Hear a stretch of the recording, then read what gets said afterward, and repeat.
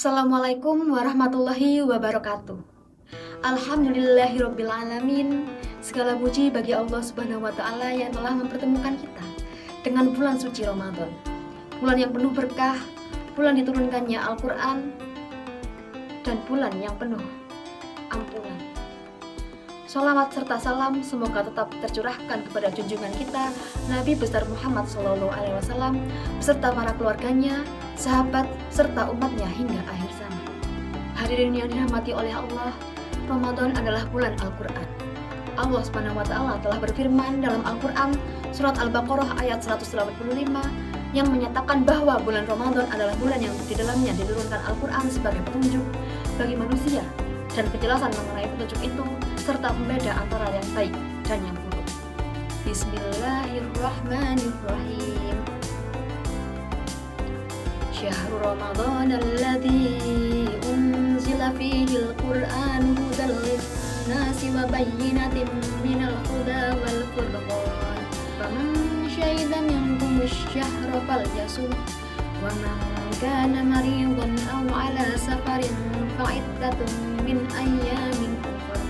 Yuridullahu bikumul yusra wa la yuridu bikumul usra wa litukallimu li'addata wa litukabbirullaha 'ala ma hadakum wa la'allakum tashkurun.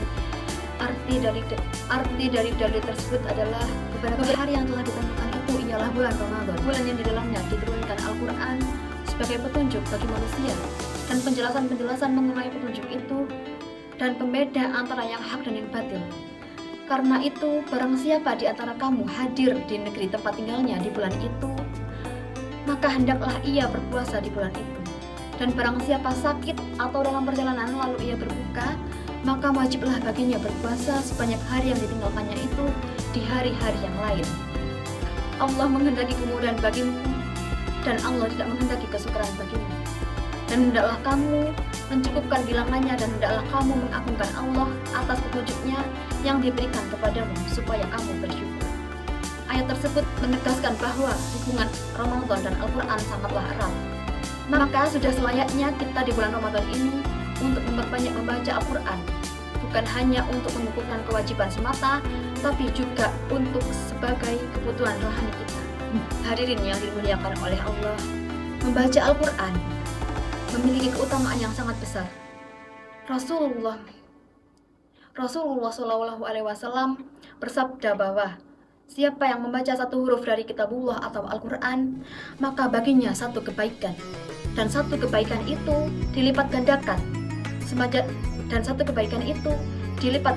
menjadi 10 kali lipat.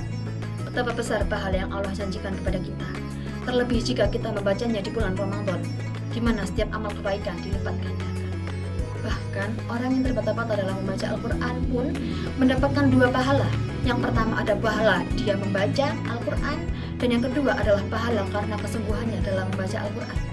Ini menunjukkan betapa Allah Maha Pengasih dan Maha menghargai usaha hambanya. Namun hadirin sekalian, Al-Quran tidak hanya untuk dibaca, tetapi juga untuk ditadaburi, direnungi, dan diamalkan.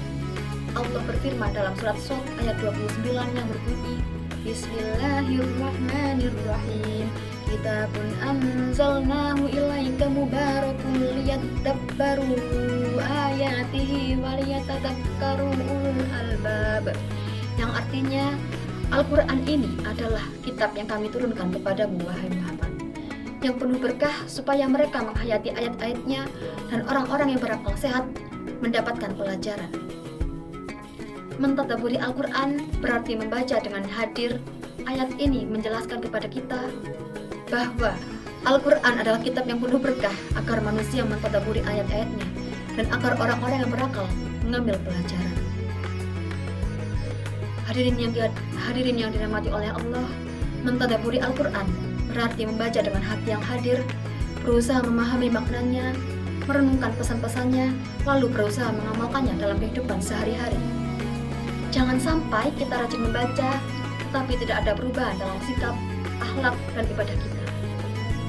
Hadirin yang berbahagia, para ulama dan generasi salaf sangat mencintai Al-Quran. Ketika Ramadan tiba, mereka mengurangi aktivitas dan fokus berinteraksi dengan Al-Quran. Ada yang menghatamkannya Al-Quran berkali-kali dalam sebulan. Ada yang menghatamkan Al-Quran berkali-kali dalam sebulan. Ada juga yang membaca Al-Quran sedikit demi sedikit selama 1 bulan Ramadan, namun tetap menjaga kualitas bacaan dan perenungannya. Maka, mari kita jadikan Ramadan ini sebagai momentum untuk memperbaiki hubungan kita dengan Al-Quran. Buat target harian membaca, luangkan waktu khusus untuk memahami tafsirnya, dan yang paling penting, bertekad untuk mengamalkan isinya. Jika Al-Quran kita baca setiap hari, kita pahami, dan kita jadikan pedoman hidup, maka insya Allah hati kita akan menjadi lebih tenang, hidup lebih terarah, dan keberkahan akan Allah turunkan dalam kehidupan kita. Sebagai penutup, mari kita bertanya kepada diri kita masing-masing, sudah sejauh manakah kita membaca Al-Quran? Sudah sejauh manakah kita dekat dengan Al-Quran? Dan apakah kita hanya membacanya di bulan Ramadan saja, ataukah kita menjadikannya sahabat sepanjang kehidupan? Hadirin yang dirahmati oleh Allah, semoga Allah menjadikan kita termasuk ahli Al-Quran, yaitu golongan orang-orang yang